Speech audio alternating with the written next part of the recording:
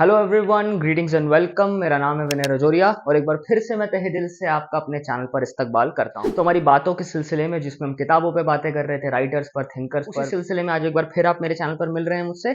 और आज जो कविता मेरे सामने है वो चट्टान बन के खड़ी हुई है। वो बहुत कॉम्प्लिकेटेड कविता है, पढ़ी नहीं जाती लोगों से, लोगों की नींदें हराम हो जाती हैं। स्टूडेंट्स को लगता है ये एग्जाम में कविता क्यों आ गई हमारे पास, इसको कैसे समझा जाए। उस कविता को समझने के लिए 40 किताबें और पढ़नी पड़ती हैं।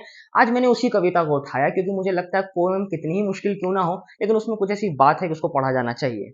तो मैं दोस्तों जिस कविता की बात कर रहा हूँ वो कविता है 1922 की magnum opus Kavita of T S Eliot, जो मॉडर्निस्ट वर्स है उनकी सबसे फेमस मास्टरपीस माना जाता है टी एस एलियट का। और यस, आंसर आप लोग जानते हैं, कविता का नाम है द वेस्टलैंड। ये कविता का इतिहास, इस कविता की जो पहचान है इंग्लिश लिटरेचर सर्कल्स के अंदर, बहुत अजीब सी है। यानी ऐसी कविता जिसको हर बच्चा जानता है, हर स्टूडेंट जानता हो, क्योंकि एमसीक्यूज में ये पूछा ना जाए ऐसा हो नहीं सकता। मॉडर्निस्ट लिटरेचर की सबसे की पोएम्स में से माना जाता है। अगर आप मॉडर्निस्ट इंग्लिश लिटरेचर पढ़ रहे हैं और उसमें वेस्टलैंड के बारे में आपको न पता हो तो ऐसा नहीं हो सकता। तो ये कविता काफी फेमस है और ये काफी इनफेमस भी है। इनफेमस इसलिए क्योंकि इस कविता के बारे में बहुत लोग बहुत कुछ जानते हैं, पर बहुत कम लोगों ने इस कविता को असल में पढ़ा है। और मैं समझ सकता हूं उन्होंने क्यों नहीं पढ़ा, क्योंकि कविता है ऐसी कि इसको पढ़ने के लिए बहुत डेडिकेशन, बहुत सेल्फ मोटिवेशन, बहुत लेवल ऑफ लव चाहिए। आप टीएस एलियट से तहे दिल से मोहब्बत करते हैं आप तभी ये कविता बैठकर पढ़ सकते हैं, क्योंकि बहुत मेहनत कराने वाली है ये कविता आपसे। It's definitely not an easy read. Wasteland poem के साथ प्रॉब्लम देखिए क्या है कि स्टूडेंट्स क्या करते हैं, वो सिर्फ समरीज पढ़ लेते हैं, या फिर वो भैया 50 एमसीक्यू आ जाएंगे टीएस एलियट की कविता में से वेस्टलैंड पर, वो पढ़ लेंगे, या फिर वो क्लिफ नोट से पढ़ रहे हैं, वो लिट चार्ट से पढ़ रहे हैं। आप ऑलरेडी उस पर सेकेंडरी सोर्सेज इतने ज्यादा पढ़ के वो संतुष्ट हो जाते हैं कि वो कभी एक्चुअल पोएम नहीं पढ़ते। मैं जानता हूँ एक्चुअल पोएम पढ़ना बहुत मेहनत का काम है, पर आप उसे क्यों नहीं पढ़ते? तो ये बहुत दिक्कत है कि आप प्राइमरी टेक्स्ट से स्टूडेंट्स एंगेज नहीं करते। बल्कि आप देखेंगे अगर आप प्राइमरी टेक्स्ट से एंगेज करने लगेंगे, सेकेंडरी टेक्स्ट से ही अपना पेट नहीं भर लेंगे, आपका मन भर जाता है सेकेंडरी टेक्स्ट पढ़ने का कि ठीक है भैया समझ में आ गया, बहुत सैड कविता है। लेकिन मैं चाहूंगा आप सबसे पहले कोशिश करें कि आप प्राइमरी टेक्स्ट से एंगेज करें। Do read the poem actually. आप बस किताब उठाइए, कविता पढ़ना शुरू कर दीजिए, ऑनलाइन फ्री अवेलेबल और जैसा मैंने अपने चैनल पे पहले भी कहा कि आपका प्राइमरी टेक्स्ट पढ़ना बहुत जरूरी है। आप सिर्फ रिसर्च पेपर, ऑनलाइन समरीज पढ़ के काम मत चलाइए, प्राइमरी टेक्स्ट पढ़ने की आदत डालिए, तभी आप ओरिजिनल थॉट और यूनिक पर्सपेक्टिव्स पा पाएंगे। यही चीज पूरी करने के लिए मेरी वीडियो जो वेस्टलैंड पे रहेगी उसके दो मकसद रहेंगे। एक, मैं आपको बैकग्राउंड देता रहा हूं कि ताकि आपको कंटेक्स्ट समझ में आए, क्योंकि ये बहुत सिंपल सीधी सादी कविता नहीं है कि आप एक बार में पढ़ेंगे और सब समझ में आ जाएगा। इस कविता को समझने के लिए आपको टीएस एलियट का क्रिटिसिज्म और सेकेंडरी जो हिस्ट्री ऑफ इंग्लिश लिटरेचर है, जो लिटरेरी ट्रेडिशन है यूरोप का, भारत का, आपको बाकी सारे साहित्यों के बारे में भी जानने को मिलेगा। जो मुझे लगता है इस कविता की सबसे खास बात है कि आपको बाकी साहित्यों से भी अवगत और उसका बोध कराता है। ये बड़ी दिलचस्प बात है। तो एक तो आपको बैकग्राउंड दूंगा और दूसरा, हाँ, मैं लाइन बाय लाइन एनालिसिस करूंगा इस कविता का। एक एक लाइन को समझेंगे, समझने की कोशिश करेंगे कम से कम, क्योंकि मैं ये भी जानता हूँ ये कविता ऐसी किसका एक मतलब नहीं हो सकता। I mean anybody who is saying कि फाइनली मुझे बता दो यार कि एलियट क्या कह रहा है इसके अंदर, एक बात क्या है इस लाइन का मतलब। अगर आप ये अप्रोच लेके चल रहे हैं तो आप पॉइंट मिस कर रहे हैं पूरी कविता का, और ना सिर्फ पूरी कविता का बल्कि जो मॉडर्निज्म का जो आइडिया उसको आपने खत्म कर दिया। अगर आपको लगता है इसका एक स्पेसिफिक मतलब बता दो ताकि मैं वो पेपर में जाकर 25 नंबर ले आऊं, अगर आप इस अप्रोच से कविता को पढ़ रहे हैं तो आप मजा भी मिस कर रहे हैं, आप पर्सपेक्टिव मिस कर रहे हैं। And basically it makes no sense if you are approaching the poem from this angle, because that ruins the whole purpose and this is not what Eliot wants you to do. तो ये बहुत जरूरी है आपको समझना कि इस कविता की एक व्याख्या, एक एक्सप्लेनेशन, एक इंटरप्रिटेशन मेरी है। हो सकता है मैं आज से 5 साल बाद या 5 महीने बाद ये कविता पढ़ूं तो मुझे भी कुछ नया चीज नजर आए। और यही जो डेंस लेयर और फ्रेगमेंटेड नेचर है इस कविता का, ये इसकी सबसे इंटरेस्टिंग खूबी मुझे लगती है कि इसको आप जितनी बार पढ़ेंगे और जितने ज्यादा लोग पढ़ेंगे और अलग अलग कंटेक्स्ट में पढ़ेंगे, उन सबको अलग से अलग मतलब नजर आने लगेंगे।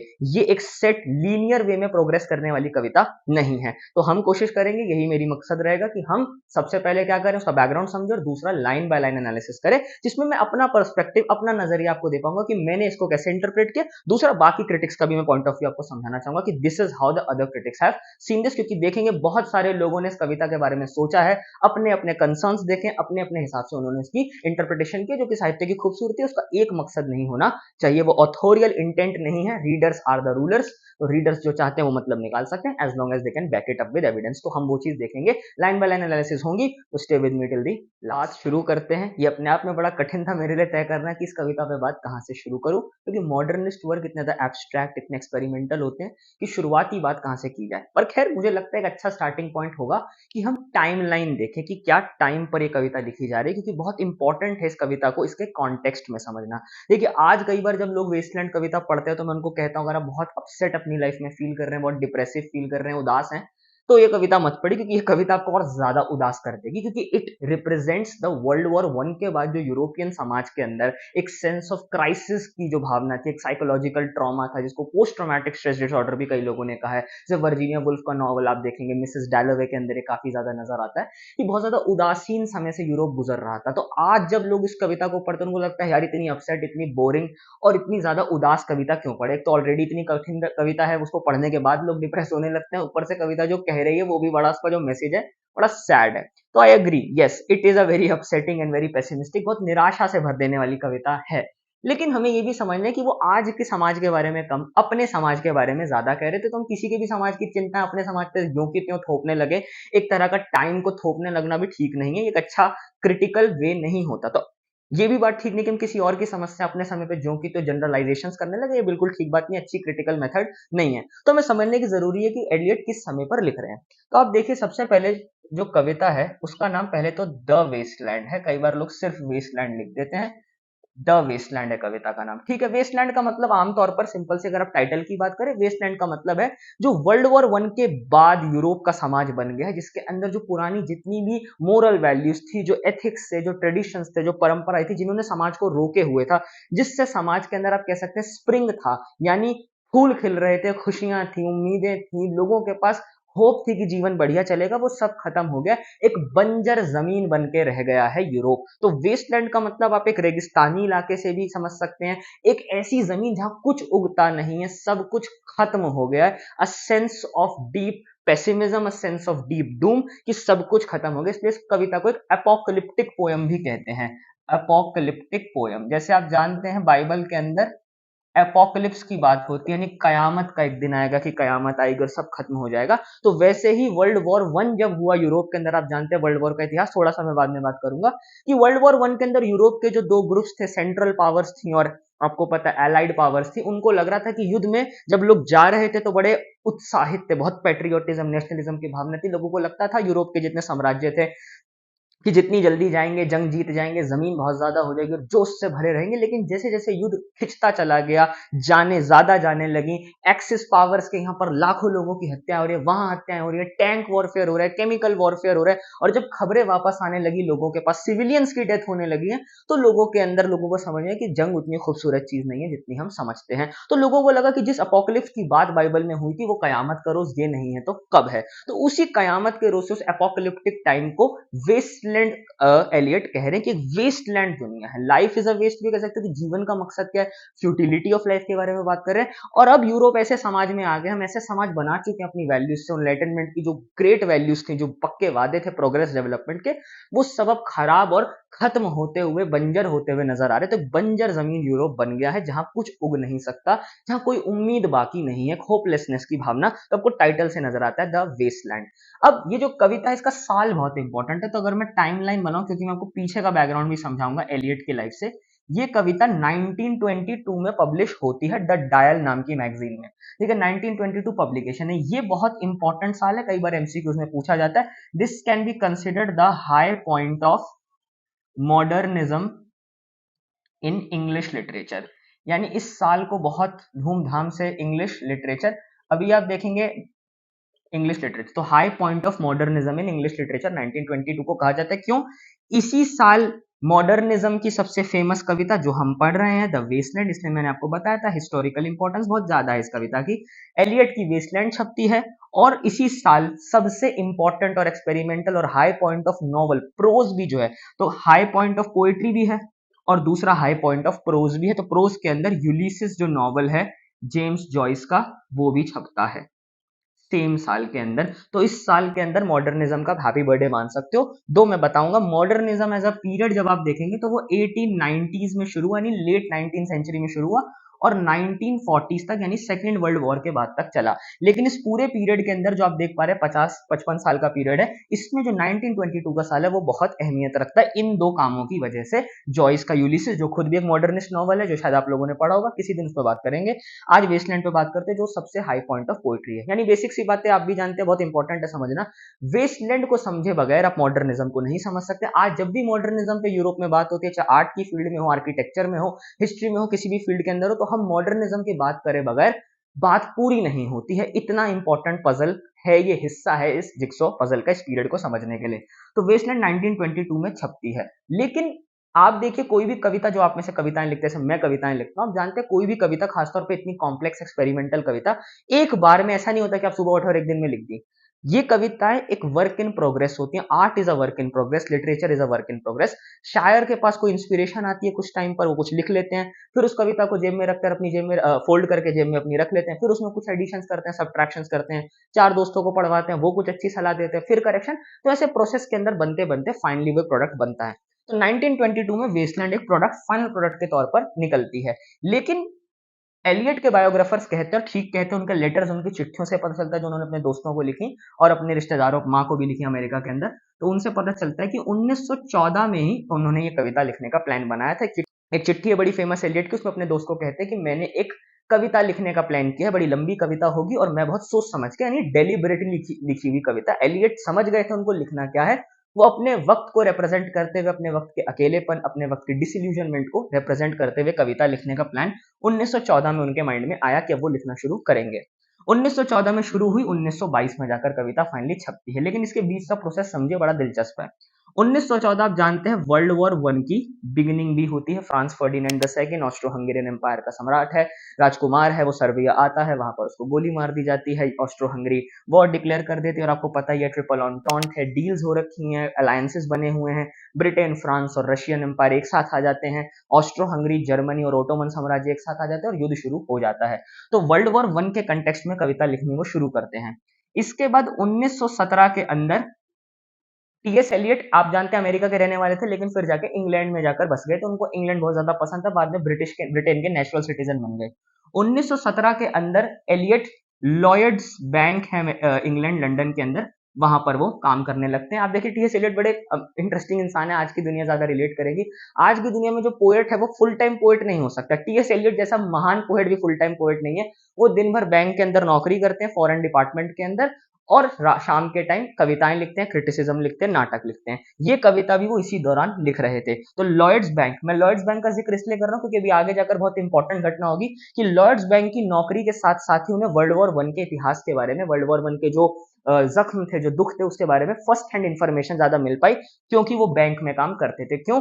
यही वो लॉयड बैंक है जिसके साथ जर्मनी के साथ 1919 में आप जानते हैं वर्ल्ड वॉर टू खत्म होगा, यानी 1919 में आप जानते हैं वर्ल्ड वॉर वन खत्म होगा। 1919 में आप जानते हैं ट्रीटी ऑफ वर्साई हुई थी, वर्साई की संधि हुई, और जिसके तहत जो आप जानते हैं जर्मनी ने सरेंडर कर दिया फाइनली। लेकिन वर्साई की संधि आप जानते हैं बहुत ज्यादा टफ उस पर कंडीशंस लगाई हमारी एलाइड फोर्सेस ने। बहुत ज्यादा जो टर्म्स थी, कंडीशन की थी भैया सरेंडर की, वो बहुत ज्यादा क्रूअल थी। और आप जानते हैं इसी क्रूएलिटी से बाहर निकालने के लिए हिटलर का जन्म हुआ। तो lot of times historians have said that it is the treaty of Versailles which give birth to Hitler, because उसकी शर्तें इतनी ज्यादा क्रूअल थी, इतनी ज्यादा बायस थी, इतनी ज्यादा क्रिपलिंग थी कि जर्मनी की पूरी इकोनॉमी खत्म हो गई। तो लंदन आप जानते हैं इंग्लैंड है, तो इंग्लैंड और जर्मनी के बीच में डील हुई ट्रीटी ऑफ वर्साई में कि पैसे का लेन देन कैसा होगा, यानी जर्मनी रेपरेशंस पे करेगा, वॉर का नुकसान, जंग का नुकसान जर्मनी को भरना पड़ेगा। इसी बैंक के थ्रू जर्मनी पैसा पे करने वाला था, जो कि आप देखते हैं जर्मनी की इकोनॉमी को तबाह कर देगा। उसकी डिसआर्मामेंट होती है और बहुत सारी शर्तें लगाई जाती है वर्साई की ट्रीटी के बाद। यही वो लॉयड बैंक था जिसके साथ पैसा आने वाला है जर्मनी से, और एलियट इसी बैंक में काम करते हैं। So he had a first hand experience कि जर्मनी की इकोनॉमी किस तरह से खत्म की जा रही है और यूरोप में किस तरह का इकोनॉमिकल क्राइसिस आ रहा है। फिलहाल हम वेस्टलैंड पर वापस आते हैं। तो 1917 के अंदर ये घटना घटती है। अब मैं आपको दो तीन चीजें और समझाता हूं जो बहुत जरूरी है। ये मैं क्यों बता रहा हूं आपको, देखिए दो बहुत इंपॉर्टेंट फैक्टर्स थे टीएस एलियट की लाइफ में जो इस पोएम को इन्फॉर्म कर रहे हैं। Because of those two things, जो नर्वस स्ट्रेस था उनके ऊपर, जिस तरह की फीलिंग्स वो जिस टाइम से गुजर रहे थे, जिस तरह के अनुभव उनके हो रहे थे लाइफ में, दो बड़ी घटनाएं, एक तो उनकी पर्सनल ट्रेजेडी है और एक जो सोशल पॉलिटिकल ट्रेजेडी चल रही है यूरोप के अंदर, वो दोनों ही चीजें इस कविता में आपको नजर आएंगी। और मैं आपको पर्टिकुलर इंस्टेंसेस दूंगा टीएस एलियट की, क्योंकि आप देखेंगे भी हाल ही के अंदर टीएस एलियट की पर्सनल लेटर्स और उनकी पर्सनल चिट्ठियां और कॉरेस्पॉन्डेंसेस लोगों को मिले, जिससे टीएस एलियट की वेस्टलैंड को नए सिरे से एक पर्सनल एंगल से, उनकी बायोग्राफिकल एंगल से इंटरप्रेट किया जा रहा है। तो दो फैक्टर्स बहुत जरूरी हैं इस कविता के पीछे। तो आप देख पा रहे हैं एक सबसे बड़ा फैक्टर, एक बहुत इंपॉर्टेंट हिस्टोरिकल बैकग्राउंड जो टीएस एलियट खुद एक्सपीरियंस कर रहे थे यूरोप में रहते हुए, वो था वर्ल्ड वॉर वन की एट्रोसिटीज क्या है, वर्ल्ड वॉर वन की हकीकतें क्या है, जो 1914 से 1919, 14 से 19 तक 5 साल जो युद्ध चला, उसकी रियलिटीज एलियट ने खुद देखी थी यूरोप में रहकर, लंदन में रहकर। और मैंने आपको बताया बैंक के अंदर वो काम कर रहे हैं, तो again he had a first hand experience कि वॉर के बाद क्या सिचुएशन होगी। तो काफी सारे क्रिटिक्स एक कॉमन परसेप्शन यही है कि जो ये वेस्टलैंड की बात हो रही है, it's actually the wasteland of Europe after the world war one. World war one का हकीकत देखिए ये है कि इस पूरी कविता के अंदर आपको कंसिस्टेंटली डिसइल्यूजनमेंट, एक निराशा की भावना नजर आएगी जो वर्ल्ड वॉर वन के बाद यूरोप के लोगों में पैदा होने लगी। अब वो क्या है वर्ल्ड वॉर वन का युद्ध, अब मैं बहुत ज्यादा डिटेल में युद्ध के नहीं जा रहा, बहुत सारी डॉक्यूमेंट्रीज और हिस्टोरिकल फैक्ट्स को देख सकते हैं और समझ सकते हैं कि वर्ल्ड वॉर वन की रियलिटी क्या थी, उससे क्या असर पैदा हुआ। सबसे पहले वर्ल्ड वॉर वन के अंदर 20 million soldiers died all across the world. Secondly उतने ही सोल्जर्स और उतने ही लोग घायल हुए। दूसरी बात, वर्ल्ड वॉर वन के अंदर आप देखेंगे ना सिर्फ फौजी मरे बल्कि सिविलियंस पर भी खतरा बनने लगा, यानी nobody is safe any more. तीसरी चीज आप देखेंगे वर्ल्ड वॉर के अंदर तीनों स्तर पर फाइट हो रही है, यानी एयरफोर्स से फाइट हो रही है, पानी पे फाइट हो रही है, जमीन पे फाइट हो रही है एंड इवन इन कॉलोनीज में फाइट हो रही है। फिर जिस तरह की ह्यूमन एट्रोसिटीज, यानी कोई मोरालिटी स्टैंड नहीं करता। और अब वर्ल्ड वॉर वन के अंदर देखेंगे कि यूरोप के अंदर एक एहसास होता है कि अभी तक जो हमने साइंटिफिक प्रोग्रेस की बातें होती, जो एनलाइटनमेंट के वादे थे, जो ये तय हुआ था कि इंसान बेहतर से बेहतर बनता जाएगा, where has all of that taken us to, ने हमें क्या दिया है। वादे तो अच्छी दुनिया के हो रहे थे, बात यूटोपियास की हो रही थी, लेकिन हमें असल में मिला क्या, एक ब्लडी वॉर जो वर्ल्ड वॉर वन में हमको नजर आती है। वर्ल्ड वॉर वन के अंदर जेनोसाइड होता है, जहां यूरोप के अंदर आप देखेंगे लोग शांत है, जब पूरी की पूरी प्रजातियां खत्म की जा रही है, पूरे के पूरे लोगों की जनता खत्म की जा रही है, केमिकल वॉरफेयर यूज किया जा रहा है, ट्रेंच वॉरफेयर की हकीकतें लोगों को समझ में आने लगी कि क्या होता है जब आप महीनों जमीन खोदकर, अपने जमीन खोदकर फाइट करते रहते, आपके अपने फ्रेंड्स, आपके अपने दोस्त, आपके अपने बटालियन के लोग आपके सामने मर रहे हैं, मिट्टी के अंदर सड़ रहे, चूहे उनकी लाशों को खा जा रहे हैं। That kind of horror, that kind of जो आइडियलिज्म था जंग को लेकर, वो सबका चूर होने लगता है। आपको कभी इसके बारे में पढ़ना हो कि असल में हकीकतें क्या थी, तो आप वॉर पोएट्स को पढ़िए। सीक्रेट ससून एक पोएट है, उनकी कविताएं आप पढ़ी, जो खुद एक सोल्जर थे और जाकर वर्ल्ड वॉर वन में लड़े, और वर्ल्ड वॉर वन में युद्ध के दौरान ही उनकी मौत हो गई थी। उन्होंने उस समय कविताएं लिखी ट्रेंच वॉरफेयर में। आप विल्फ्रेड ओवन की कविताएं पढ़ी, जो कहते हैं डल सेट डेकरम एस्ट, उनकी बहुत अच्छी फेमस कविता, बहुत सटायरिकल पोएम है कि war is not good for anybody, war उतनी अच्छी चीज नहीं है जितनी हम समझ रहे थे। तो यूरोप गहरी तरह की, जिसको कहते हैं ना स्पिरिचुअल मोरल वैक्यूटी आ गई है कि जो हमारे इतने वादे थे, जो इतने पक्के प्रोमिसेस हम कर रहे थे, the things we were guaranteeing for the future, कि all of this science and technology, all these progress, these rational ideas will lead us to a better world, ऐसा कुछ नहीं हो रहा है। It has lead us into the pit of hell, हम बल्कि नर्क जैसी दुनिया हमने अपनी बना दी, और उसका असर इस जंग में हमें नजर आ रहा है। जब पुरानी सारी सर्टेनिटी, सारी जो सर्टेनिटीज थी दुनिया की, जो ट्रेडिशनल वैल्यूज थी, everything is collapse, the centre can not. तभी देखेंगे डब्ल्यू बी यीट्स की कमाल की कविता है द सेकंड कमिंग, किसी दिन मेरा बहुत मन है वो कविता पढ़ाऊंगा मैं आप लोगों को, एक वीडियो बनाऊंगा जल्दी। सेकंड कमिंग के अंदर बहुत फेमस लाइन है, जो कि सच में एक प्रोफेटिक लाइन है, जब जब यीट्स कहते हैं things fall apart, the centre can not hold, mere anarchy has loosened upon the world. Europe की सिचुएशन एक एनार्की की सिचुएशन बन गई, जहां सारी लॉलेसनेस है, कोई उसूल नहीं है, कोई मोरालिटी नहीं है, कोई इंसान नहीं है जो बता सके सही करना क्या है। It's a dog eat dog world, जहां हर कोई किसी की जान के पीछे पड़ा हुआ है। ऐसी दुनिया के अंदर मीनिंग क्या होगा, ऐसी दुनिया में रिश्ते क्या है, ऐसी दुनिया में मोहब्बत क्या है, ऐसी दुनिया में कोई भी इंसान की अस्तित्व, इंसान की हस्ती क्या है। तो एलियट उसी माहौल से निकलकर ये कविता 1922 में छपवाते हैं, और इस कविता के अंदर वो गहरी निराशा, एक तरह का डिप्रेशन है इस कविता के अंदर। तभी मैंने कहा आपको लगता है एलियट इज बेसिकली डूइंग, कि वो रिफ्लेक्ट कर रहे हैं कि वॉर के बाद जो एक खालीपन यूरोप के समाज में आ गया, जहां सबको लग रहा है अब बचा ही क्या है जीवन के अंदर, अब हम जिंदगी को नए सिरे से कैसे शुरू करेंगे, इस बेमानी दुनिया में अब मानी कहां मिलेंगे, how will we find meaning in this absurd existential world. तो 1922 के अंदर ये कविता छपती। तो एक घटना हो गई वर्ल्ड वॉर वन का इतिहास, जो इस पोएम को इन्फॉर्म कर रहा है। दूसरा है पर्सनल एंगल, जो एलियट के अपनी ट्रेजेडी जो जीवन में चल रही है, जो इसी समय होती है, मैं आपको उसके बारे में समझाता हूँ थोड़ा। अच्छा, अगर आपको कभी वर्ल्ड वॉर वन की इस हकीकत, इस ट्रेजेडी के बारे में समझना हो और आपको एक्चुअली में एक्सपीरियंस करना है कि हाउ वाज इट लाइक और किस तरह से एक ट्रांजिशन आता है एक आइडियलिज्म से जो 1914 में है यूरोप में, और उससे एक रियलिटी डीप ब्लीक वर्ल्ड जो वर्ल्ड व्यू उनका बन जाता है, तो आप एक फिल्म में बहुत ही मजेदार, बहुत ही इंटरेस्टिंग फिल्म है, उसको आप जरूर देखिए, all quite on the western front. उसको ऑस्कर भी रिसेंटली मिला।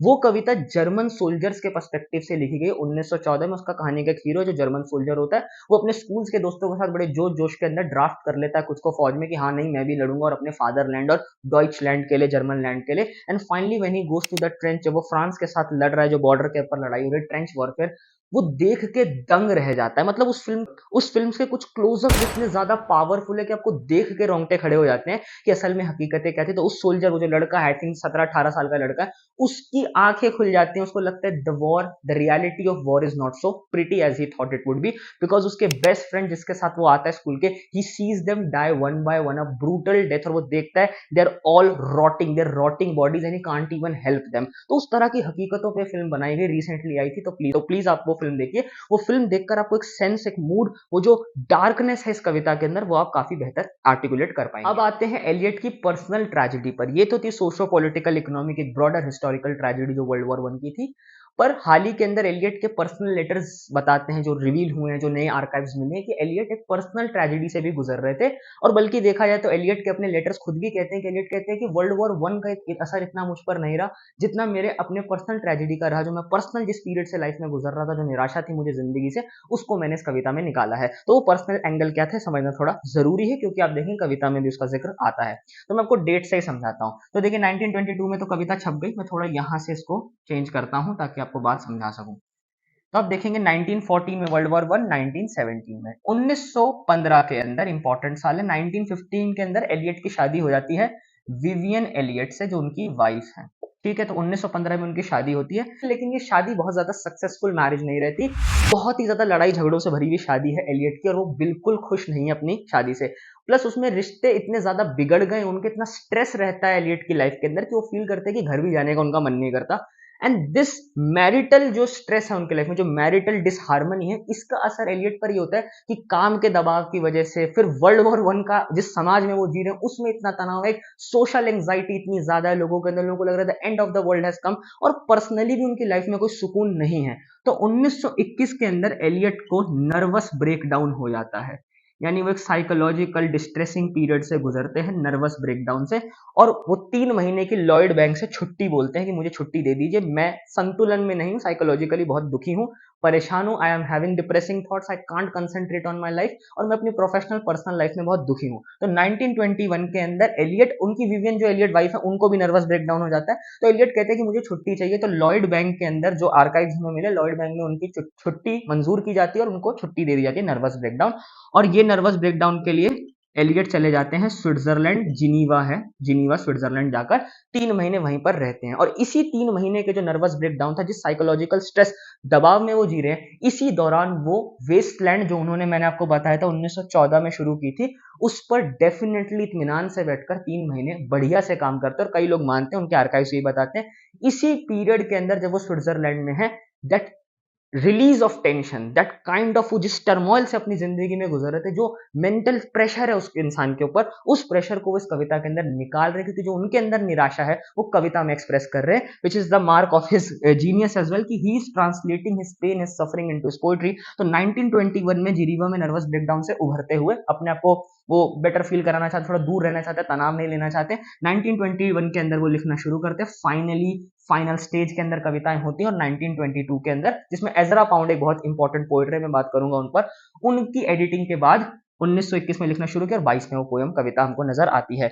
मैं जिनीवा स्विट्जरलैंड का जिक्र क्यों कर रहा हूँ, क्योंकि जैसा मैंने बताया था, इस कविता को अगर आप पढ़ते हैं तो आप देखेंगे इस कविता का जो तीसरा हिस्सा है, जिसका नाम है द फायर सरमन, उसमें एक बहुत फेमस लाइन है, वो कहते हैं, by the waters of lemma I sat down and wept, यानी लेमा लेक, लेमा लेक जो है वो यही स्विट्जरलैंड जिनीवा के अंदर एक लेक है, और वो कहते हैं मैं उसी तालाब के पास बैठकर बहुत देर रोया हूं। तो वो यही लेख की बात कर रहे हैं और वो उसी पीरियड की बात कर रहे हैं when he was having a nervous breakdown. तो his personal tragic life with the Vivian with his wife also informed into the sadness and the pessimism and the गहरी जो निराशा है वो इसको इन्फॉर्म करती है। तो हम यहाँ देखते हैं इस पीरियड के अंदर ये सारी चीजें, सारे कंसर्न्स, ये सारी समस्याएं इस कविता में नजर आएंगी। अब मैं स्पेसिफिकली कविता पे बात करता हूँ, उस पर कुछ ऑब्जर्वेशंस आपको देता हूँ कि कैसे इस कविता का स्ट्रक्चर है, क्या फॉर्म है, क्या कंटेंट। आज के लिए मैं वीडियो को यहीं रोकता हूँ, एक इंट्रोडक्शन आपको मिल पाए, थोड़ा सा बैकग्राउंड मुझे लगता है आपको समझ में आया होगा। जो चट्टान है हमारे सामने वेस्टलैंड की, उसमें कहीं ना कहीं थोड़ी दरार आई होगी जहां से हम उसको समझने की प्रक्रिया, प्रोसेस थोड़ा शुरू कर पाए हों, क्योंकि आप देख पा रहे यहीं से इसकी जर्नी स्टार्ट होती है। We are going to enter into the heart of this problem, और वो मैं अपनी बाकी वीडियोस में धीरे धीरे करके डालता रहूंगा। हाँ, अगर आपको इस वीडियो से काफी मोटिवेशन मिला इस कविता को पढ़ने के लिए, प्राइमरी टेक्स्ट को पढ़ने के लिए, तो do like the video. I get an idea that yes, people want this kind of content, they want somebody to discuss this poem at length, उसको एकदम गहराई से, एक बेसिक स्तर पर, बुनियादी तौर पर आप समझना चाहते हैं, तो show your encouragement bye liking the video, और कमेंट्स आप ऑफर करिए कि आप कैसे चाहते हैं मैं अगले पार्ट्स कैसे बनाऊं। जल्दी बाकी पार्ट्स भी मेरे चैनल पर आएंगे, तब तक के लिए अपना ख्याल रखिए। I hope to see you next time.